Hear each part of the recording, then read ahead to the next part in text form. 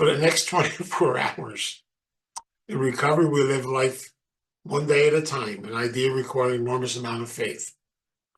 We refuse to look back unless healing from the past is part of today's work. We look ahead only to make plans. We focus on this day's activity, living it to the best of our ability. We surrender to God's will. We stop trying to control, and we settle for a life that is manageable.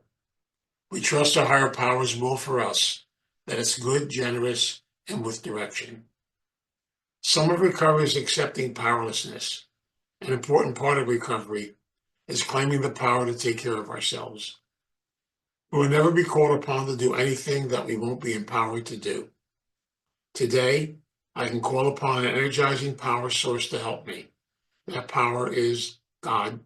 I will ask for what I need. I wanted to read that tonight because I thought it was excellent in really giving Loretta kind of a send-off tonight.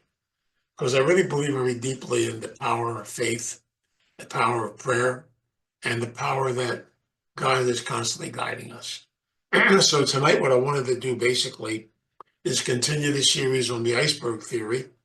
And a lot of my emphasis tonight is going to be on two illusions: the illusion of control and the illusion of fear. As I mentioned so many times in our recovery process, the two big issues that really create the addictive process inside of us are the issues of control and fear. Unfortunately, both of them, if we truly get into recovery, are really an illusion. And yet so many of us, in many ways, allow our lives to be controlled by them. So tonight what I want to do is basically begin to go into the iceberg a little bit and really go down to the core of the iceberg.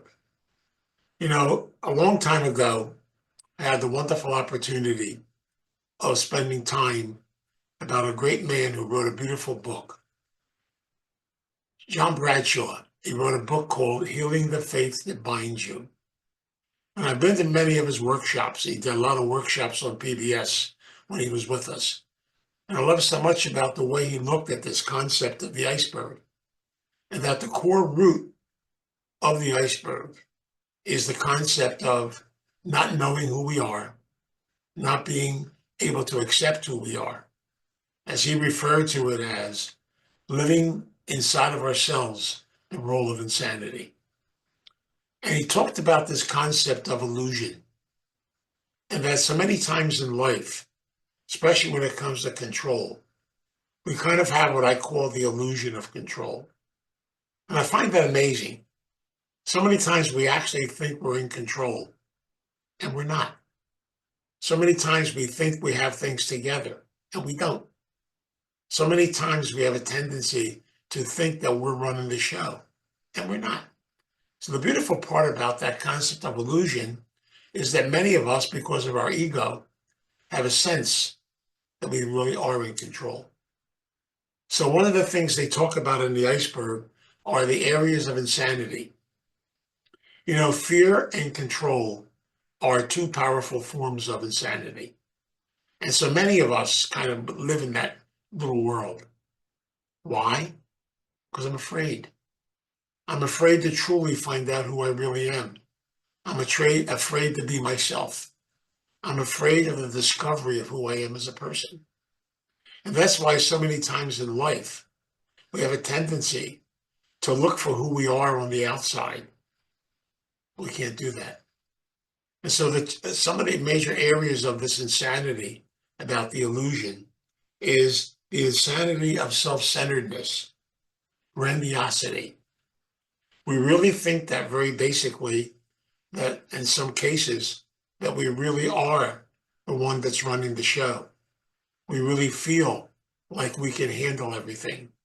We have that illusion of perfection, that illusion that I know everything, the illusion that I am the only one that can solve this problem, the illusion that I know what's best for everybody else. And that illusion is powerful because when I begin to live it, my life deep down on the inside is insecure, unmanageable, and yet on the outside, I'm trying to prove to everybody that I really have my act all together. So what do? I lie to myself and I lie to others. I constantly live a lie. And I do that because of the fear I have inside of me. Fear of being discovered, fear of people getting to know who I am. And so as a result, then, I kind of live this life. Everything has to be my way or the highway. And as a result, then, literally, I drive people away from me because basically I try to run their life for them. That is a scary concept of this illusion. The second area of illusion is the total opposite of that. It's the concept of I'm worthless. I can't do anything. And so therefore I live in self-pity. I'm constantly putting myself down. I see how everybody around me is better than me. I'm constantly judging myself. And all these things are part of the illusion where I basically feel I can't do anything. Everybody else is better than I am. When really in reality, each one of us is unique. Each one of us is God's children. And each one of us fundamentally has everything we need within our own self. But those two illusions are part of our control issues. I joke about this a lot, but I often said, whenever I describe a codependent or I describe somebody trying to control a situation, I do a little visualization. I visualize them sitting on top of a clock, and the clock has a pendulum. And so what I do is I grab the pendulum and I hold it tight in my right hand. And I keep wondering why the clock isn't ticking. And so I keep trying to figure out how to get this clock ticking. But what the answer is in my hand. So after a while in recovery, they tell me to let go. But here's how we let go. We let go with that hand and catch it with this hand. And the clock still isn't ticking. And we wonder why. I let go. But see, that's the hardest thing for us to do, is to let go. The hardest thing for us to do is to allow ourselves the freedom just to be who we are. Because I'm going to tell you a secret. When you do truly let go, the pendulum's going to swing a little wild. And it's going to take a while for that pendulum to develop balance. See, the thing in life that is so powerful and so beautiful, and it's the one thing that we have to be able to go to the inside of the iceberg and begin to get in touch with, begin to work on. Each one of us is a unique individual. Each one of us is gifted.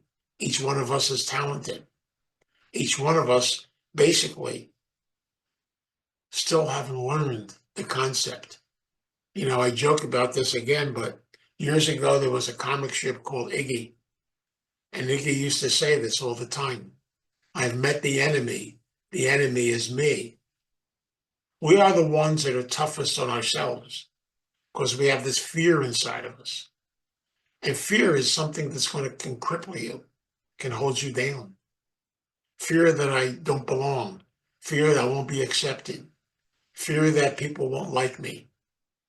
You know, one thing I've learned in life, when you have to make hard decisions, you have to make changes. It's not the easiest thing to do. Because remember something, and this is my simple formula for life. Every time you make a decision, and decisions are part of life, every time you make a change, move to a new direction in life, we always worry a lot of times. What do people think? Will I be accepted? All these types of things. But try to remember something. No matter what decision you make, 25% of the people will like your decision.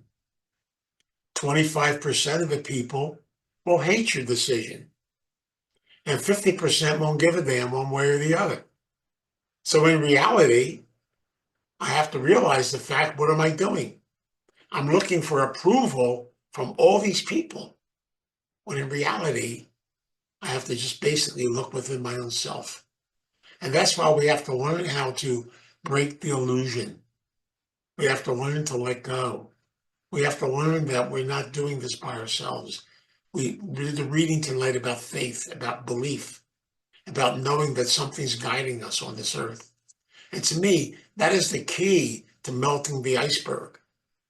Because literally what happens to us because of control and because of fear and because of the illusion, we get into all kinds of craziness, all kinds of insanity.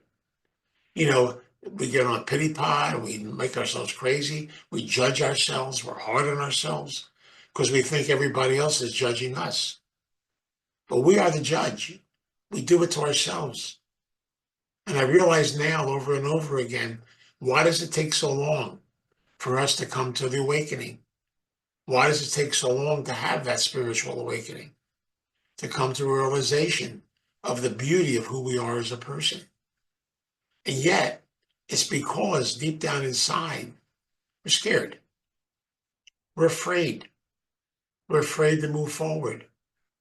Well, we can have all kinds of, you know, I don't have any fear of walking down a dark alley or I can take the world on. No, I'm talking about internal fear.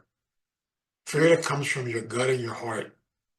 Fear of making a mistake.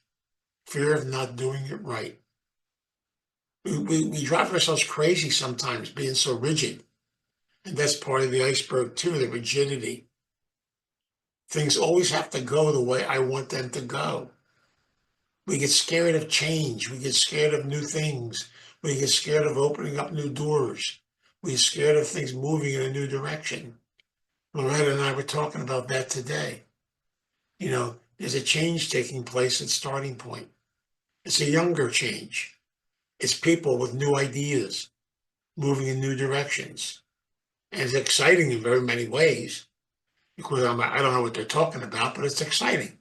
You know, they're talking about AI and LinkedIn and all this kind of stuff and all kinds of projects and different ways to do fundraising. And I get excited about hearing them because I think sometimes we forget that we need new energy and new life. And that can come from someone that's older and someone that's younger in different directions. And so, yes, change sometimes is necessary, and change sometimes is powerful. But yet, you know what happens a lot of times? We get scared of change. We like to just kind of go with the flow where everything is. But that's not what life is about. Life is this excitement.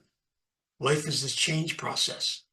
And life also is realizing the fact that when I do make changes and when I begin to grow, I begin to realize things around me are going to change too. You know, one of the things I learned a long time ago, and I want to share it with you, because I realized this over and over again, that when you finally do have to look at yourself, you have to break the control. You have to realize you're not in charge. I really want to do that reading tonight because I truly believe that to truly be able to get things done in this world is to be a person of faith. Yes, we don't know where it's going. We don't need to know. That's why that concept of one day at a time, do the best you can do for today. Learn a little bit today, move forward. I had a great sponsor in my other eating disorder program. I love Richard. He was a great guy. God rest his soul. He used to constantly say to me, I never forget that. Those two fingers drove me crazy. If you learn that much today, you have made tremendous progress. And I used to joke with him and say, how about that much? He'd take my two hands and he'd go, that's enough. Don't do too much. Because whatever you learn, you have to keep. And I want to tell you a story. When I was in the seminary, and I was young, I really was young at one time. You know, I actually was in my 20s at one time. Wow, that was a long time ago.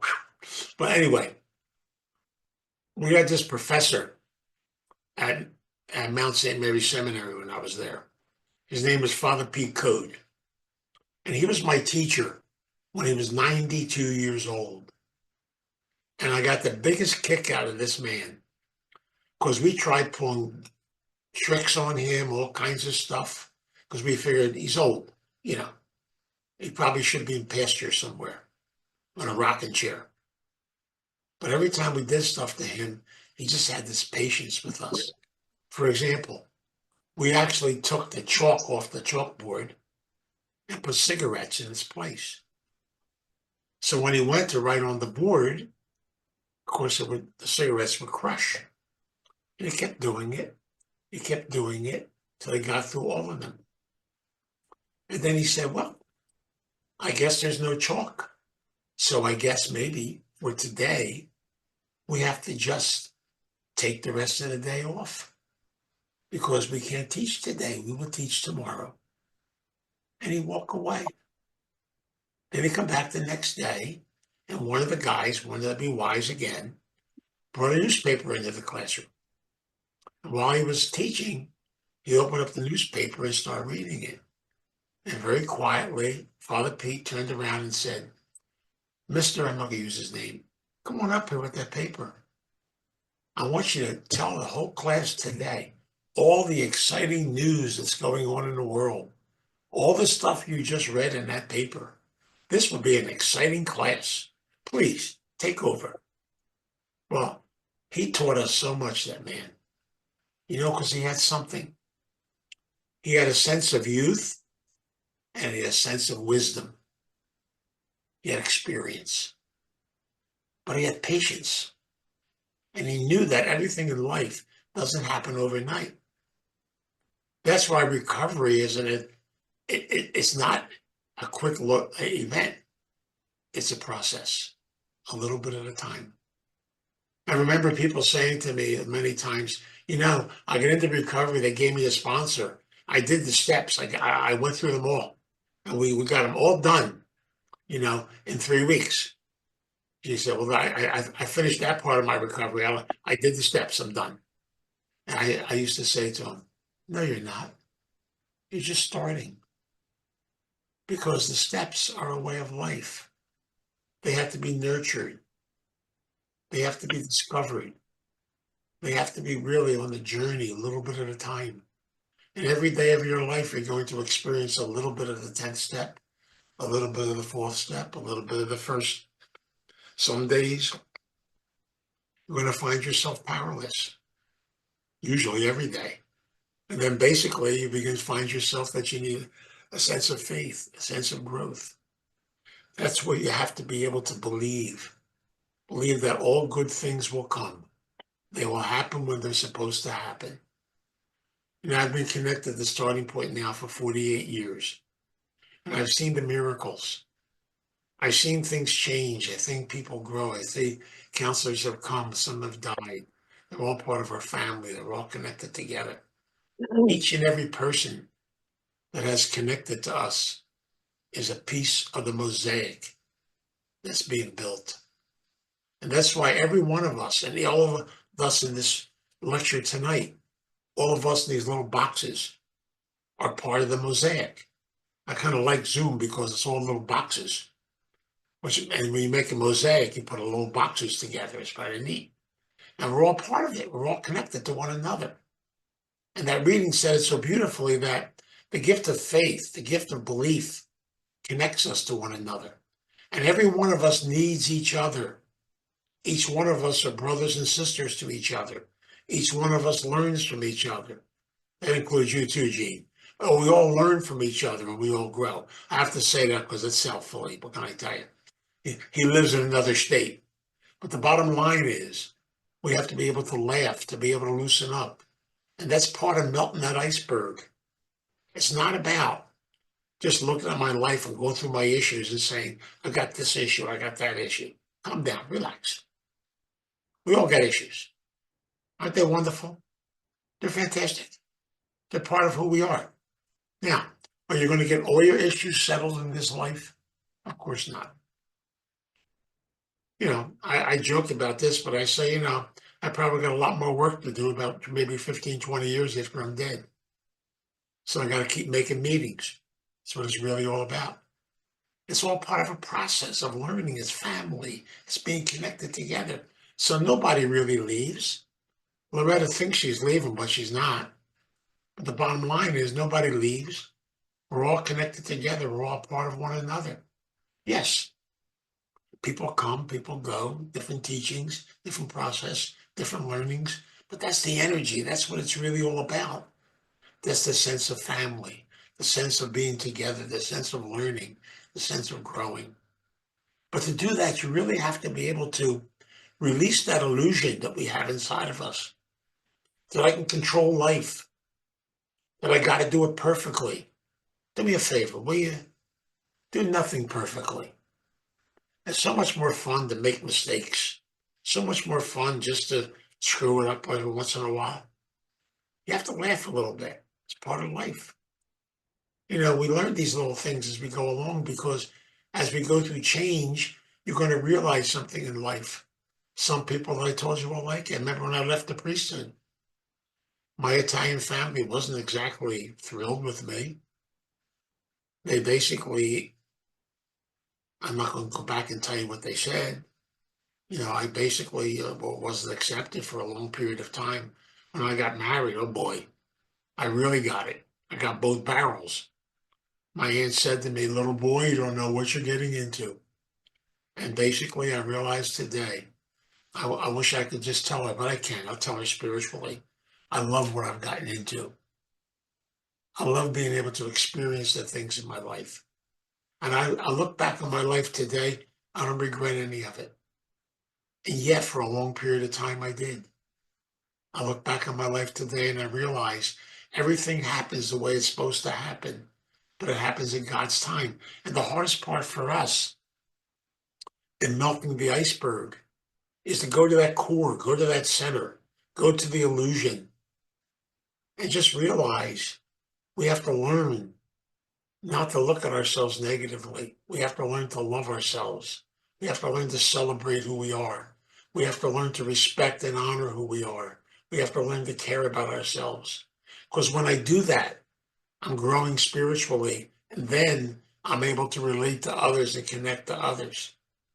Because what's going on inside of us, the energy from us goes out to others. So if my iceberg is all clogged up, then basically I'm stuck. But energy is what it's really all about. When you're around somebody that's positive, you can feel the energy. But then you're also around somebody who's, negative, you feel that energy. I joke about it, but my neighbor across the street, she's 89 years old and I love her. My wife and I do a lot of errands with her and stuff because she can't drive or anything. But she is a pistol from South Philadelphia. I go over and spend time with her, and the world is coming to an end tomorrow. I go over there and she'll say to me, okay, Vince, how are you? I said, I'm doing pretty good today. She says, no, you're not. I said, yes, I am. No, you're not. And so before I leave there, I have to find out something wrong with me so she can be happy when I leave. But the bottom line is we do that to ourselves all the time. So many times I look in the mirror and I get down on myself and I realize the fact I should be able to do this better. But then I got to say my prayers and have a sense of faith and realize I can only do what I can do, which means I got to let go of a lot of stuff. Those of you who know me can remember the days when I was running around the countryside doing lectures in 5 different places, running groups, doing all kinds of stuff, flying off to Florida, working in rehabs. I was like a maniac. And my wife even said this to me during the pandemic. She said, I shared you with the world for 28 years. Now it's my turn. And the bottom line is I realize all of a sudden I can't do that stuff anymore. I thank God for Zoom every day. I'll get on my knees and thank God for Zoom. You want to know why? Because I can reach a lot of people and stay connected with a lot of people on Zoom, where I couldn't do that before. My horizon has opened up to a lot of different directions. I see my sponsor every week on Zoom. Never met my sponsor in person, but that's okay. I met my sponsor on Zoom. I'm connected. I learn from other people on Zoom. Every time I go to a meeting, I learn something new. I discover another thing in the course of my life. I begin to realize we all have a story. And try to remember this. Your story is the greatest story on the face of the earth. And your story will touch another human being because it's yours. And if you accept that and love that inside of yourself, then that message will carry to others. It's beautiful. I remember the first time I spoke at a meeting, my sponsor, Richard, I didn't like him at this time when he said this to me. I think I was in the program maybe 2 weeks, week and a half. And I was sitting there and he said, the speaker didn't come, get up there and speak. I said, what? He said, the speaker didn't come, get up there and speak. I said, what do you want me to speak about? He said, talk about your program, get up there. And I got up there. I was scared, I was afraid. I didn't know what I was doing.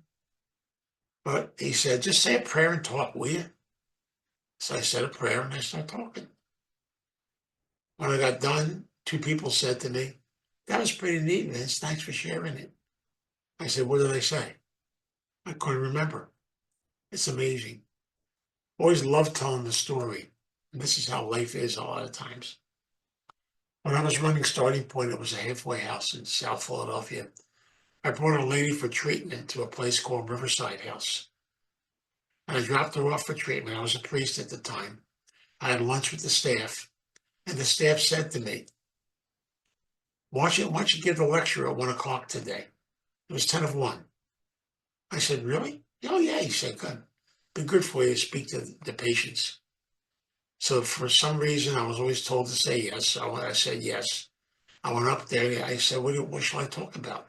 He said, talk about spirituality. So I got up and I talked for about 45 minutes.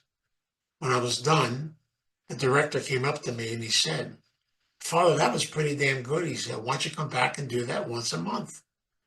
I said, I'd love to. I said, I don't remember what I said. And so he said, don't worry about it. I taped it. We had tapes back then.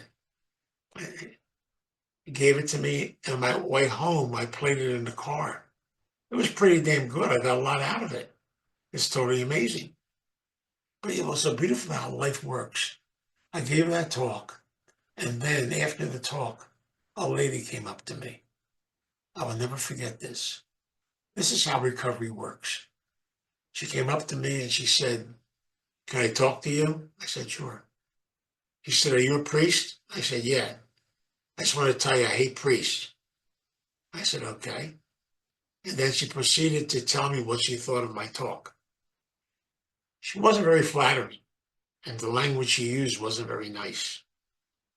And that lady who said those things to me and told me she hated priests, later on became a therapist at Starting Point. Her name was Teresa. God rest her soul. One of my favorite people. I'll never forget that. She was tough. Loretta knows what I'm talking about. She was tough with Loretta too. But you know what? She was real. And that's what I love so much about her, about other people I met, about my friend Alice, who came from the bottom, who used to eat out of dumpsters, all of a sudden became a counselor at Starting Point. My buddy Bernie. All these people, they came from different places. They got connected. You never know where they're going to come from. I remember giving a talk at Fairmont Hospital, and this guy, Bernie, a Jewish guy, came up to me and he said, Father, he said, everything you said is great. When I get out of here, this rehab, I'm going to start a halfway house for people. I said, Bernie, you're not going to start a halfway house. You're going to go to a halfway house. And Bernie said, what do you mean? Just do me a favor. Go to the halfway house. Don't start one. Bernie later on became a counselor at Starting Point. And he had the hardest time with God. And I'll never forget this. He said, I came up here because tell me who God is. I said, I said, I'll tell you what, come with me. I took him outside. There's a big tree outside.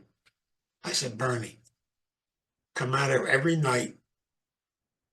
And I'm sorry, come out here every morning.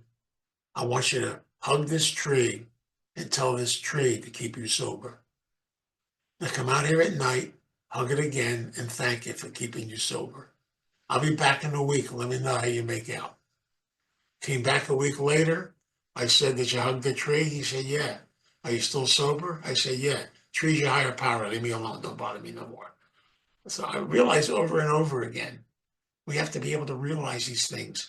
And I was reading an Indian meditation book today. It's beautiful how they talked about how God is connected to everything in life.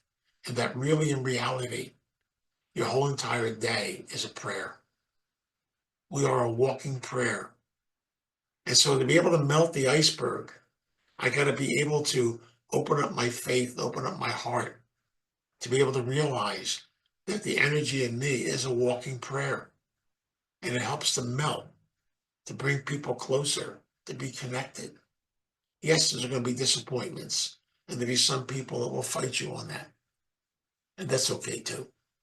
And there'll be a lot of disappointments in the world that we live in.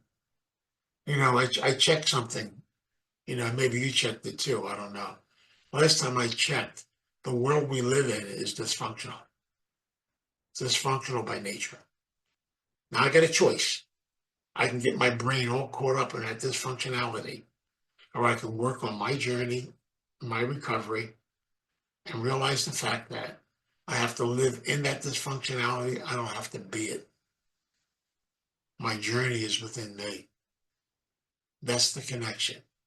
And if being able to live your life and be able to touch one other human being, to be able to be around people, to share the gift of yourself with others, that is the gift of what life's all about. And that's melting the iceberg. To realize the fact that we have to stop looking at ourselves negatively and see the beauty inside of ourselves. For each one of us is beautiful and special. Celebrate the gift of yourself. Don't worry about what other people think. What's important is, are you comfortable being you? And boy, we are unique, aren't we? Just like Father Pete, very unique. He lasted until 99, by the way, before he died. Beautiful man, though. I'll tell you one last story about Father Pete. I was in a seminary when he died. And when he was dying, he was in the infirmary. And as seminarians, before we got ordained, we had to go spend time with him. And so it was my turn. I was there. And he said, come here. I said, what? He said, I'll be dying soon. I said, okay. Kind of shocked me a little bit. He said, now take this list, go to the library, and get me these 6 books. So in my mind, I'm saying, you're dying. You want me to get you 6 books? He said to me, I'm not dead yet. Go to the library. Get me the books. So I went to the library. I got him the books. I brought them back. He said, you have to learn something. He said, I'm not dead yet. There's still something new I can learn before I die. That is such a powerful statement. And I never forgot that. And he taught me something. Don't ever be done. Be always open to discover something new and learn something new. That man was, as far as I'm concerned, he was a mentor to me. He taught me a lot. And he taught me just enjoy the day, celebrate it. And so what I want to do next week in the last of these talks, I want to talk a lot about the recovery process from the iceberg, being able to melt the sucker, and being able to work on ourselves as individuals and as people. Because we are special, we are beautiful, and we are lovable. And never forget that. And just like Loretta, who's leaving us, she thinks she's leaving, but she's not really leaving. Okay, she'll be around. She'll still drive me crazy. It's all part of it. That's part of the journey of life together. So, in this spirit, I want to pray. Let us pray. Dear God, I come before you in prayer. I ask the God of my understanding, my divine presence, to guide me, to lead us, and be with us on the journey. Teach us to be people of faith. Teach us to be open to learn. Teach us to be open of new things to grow. Give us the gift of gratitude. Teach us to be grateful for what was. to be open to what will be, and to walk with a proud self on the inside and realize we walk with you. For you are our guide, you are our strength, you are our love. We come here in gratitude tonight. We come here in love. We come here knowing that through the gift of faith, you will give to each and every one of us the power to be able to work, to be able to, a little bit at a time, discover more things about ourselves and do more growing. So we are grateful. So give us the gift of humility, the gift of openness, and the gift of change. And teach us to realize, to be thankful, at the same time to be open. You know, it's a beautiful gift, God, just to be able to realize in faith that you are guiding us in our life. Teach us not to do it perfectly. Teach us to be open to our mistakes. Teach us to realize we can learn from every mistake that we make. For you are a gift. You are someone who gives us the gift of faith. Give us the strength and the courage to live that gift in each and every moment of our life. We pray this and we ask this each day. We pray in your name. Amen.